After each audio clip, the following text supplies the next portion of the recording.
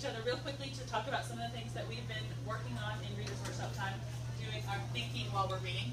So today we are going to work on identifying fiction and nonfiction in reading, okay? And figuring out, just eyes up here, okay? Pretend she's not here.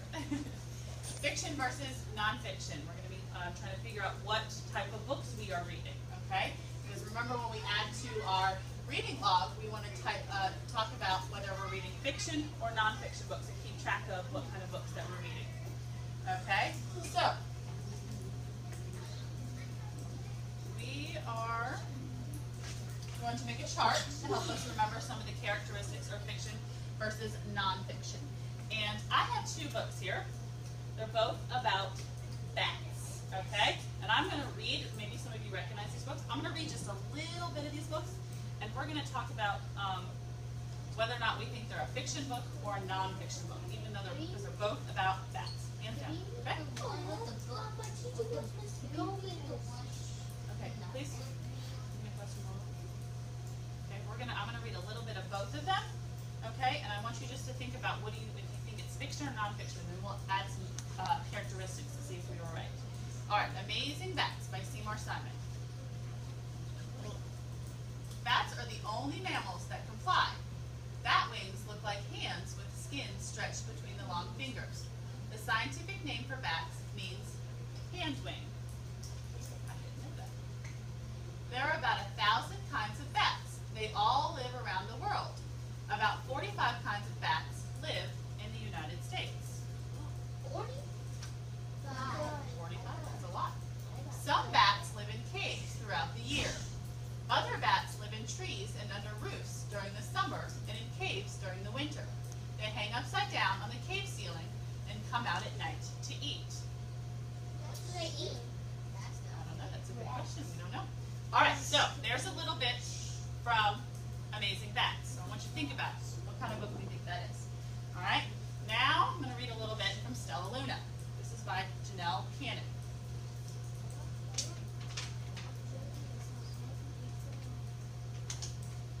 In a warm and sultry forest far, far away, there once lived a mother fruit bat and her new baby. Oh, how Mother Bat loved her soft, tiny baby. I'll name you Stella Luna, she crooned. Each night, Mother Bat would carry Stella Luna much to her breast as she flew out to search for food. One night, as Mother Bat followed the heavy scent of ripe fruit, an owl spied her.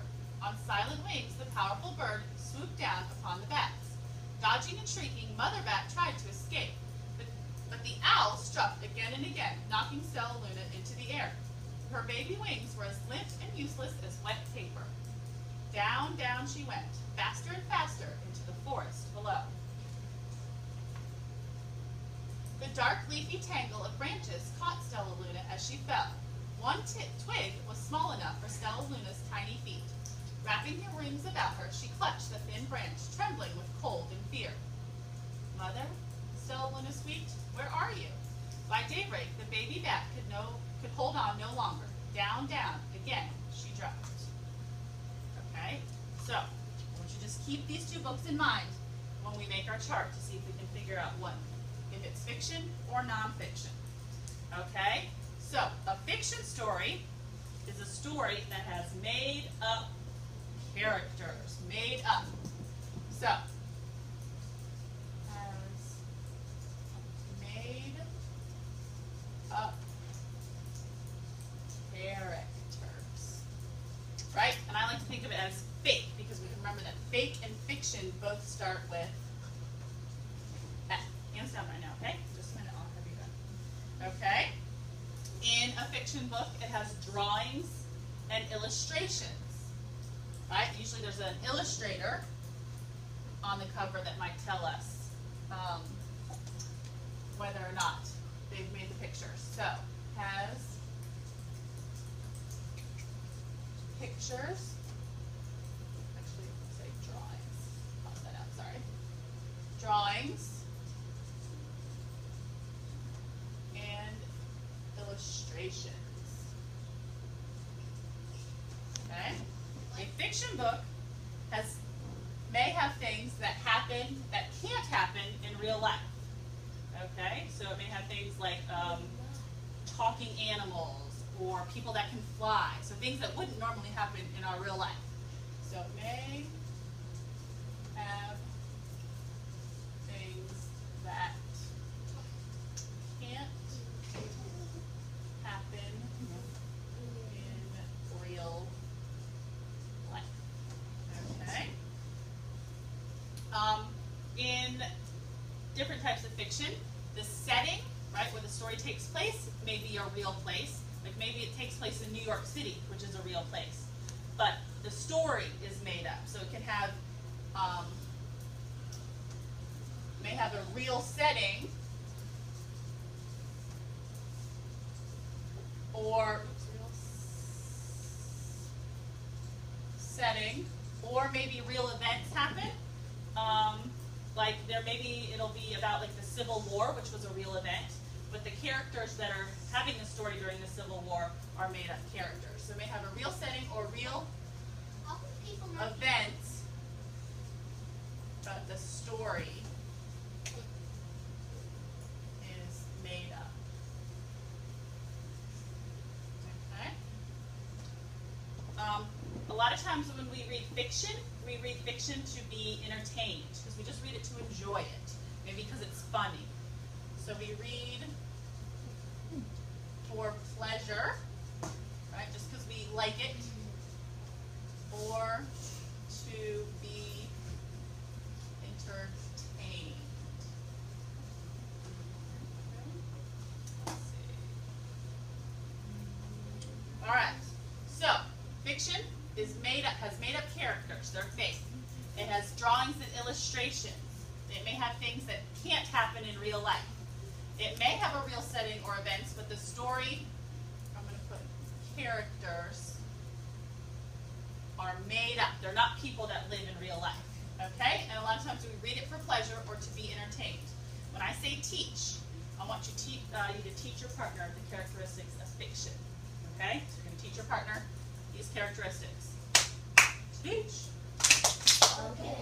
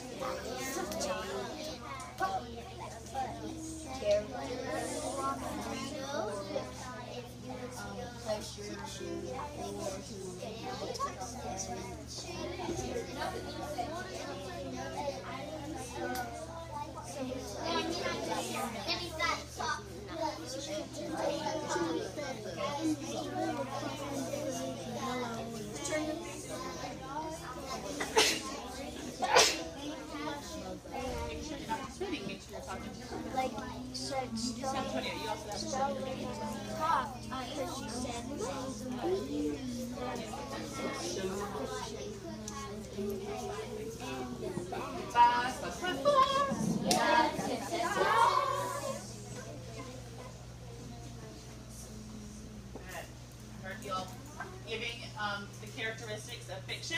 All right, now we're going to talk about the characteristics of nonfiction. So, what a nonfiction book looks like.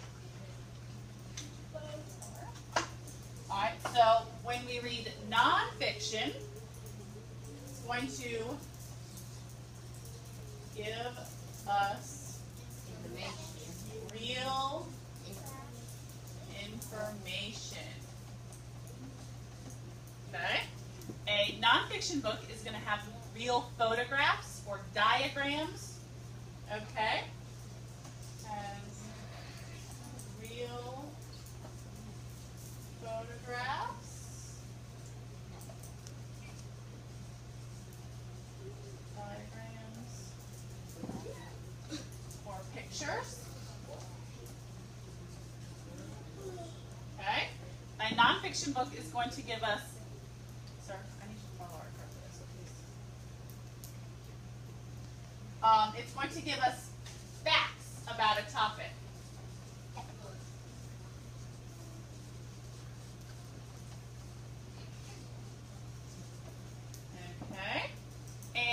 it will be about true events and real people. So people that have lived in real life or are living in real life. So it's about true events and real people. Okay, people that are living now or people that lived a long time ago that maybe are not living anymore, but we can learn about their lives. And typically when we read nonfiction, we read to learn.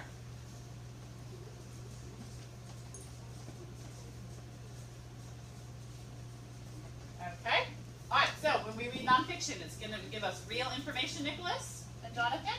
It's going to have real photographs, pictures, like photography and diagrams. It's going to give us facts about our topic. And it's going to be about true events and real people. And we are going to read to learn. All right, when I say teach, teach your partner the characteristics of nonfiction.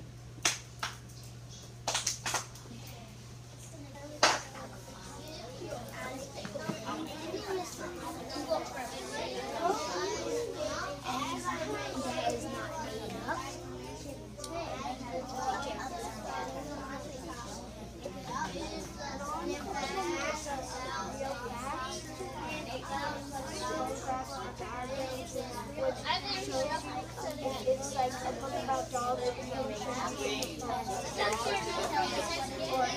Why don't you show it? You're not listening to me. I asked you to do. I asked you to give me a characteristic. we talk about so much. We talk about each other. Has no back.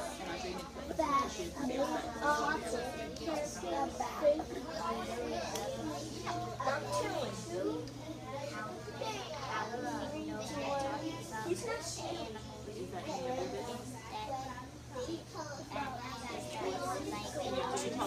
Characteristics? Let me hear you give them one. What's one characteristic of nonfiction? What?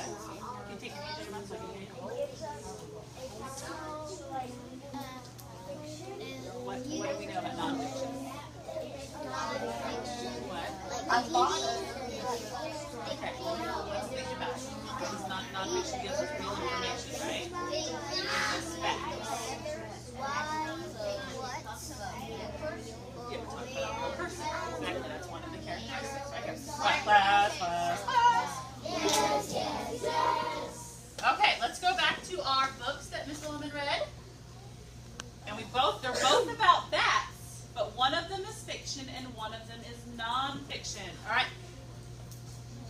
Give me a thumbs up if you think this is fiction, or a thumbs down if you think it's nonfiction. Thumbs up is fiction, thumbs down is nonfiction. I see a lot of thumbs down and a couple thumbs up. Janai, you have a thumbs down. You say nonfiction. What made you think it was nonfiction? Because bats do, like, because bats have wings and all other mammals can't fly except bats. Okay. Alexis. Because it's giving us real information about bats. That's right. It's giving us true information, real facts about bats, and one of the facts was about the wings, right? Okay, so make sure you look up here. All right, so give yourself a pat on the back if you said that this was nonfiction. Very good. All right, and so that means that this one is fiction. Okay. Oh, let's make sure that we're waiting our turn to talk, please. Wait. That means you have to wait your turn to talk. All right, Jonathan. Why do we know this is fiction? What characteristics does it have that tells it it's fiction?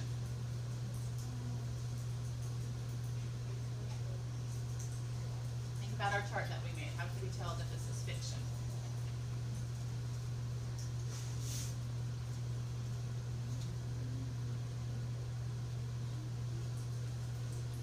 Okay. I'm going to give you some time to think, but I'm going to come back to you to be thinking about which one of these things from our chart that can maybe explain why this is fiction. Takira? Because It is fiction because? she talked. We say in a complete sentence. It's fiction because she talked. Who talks?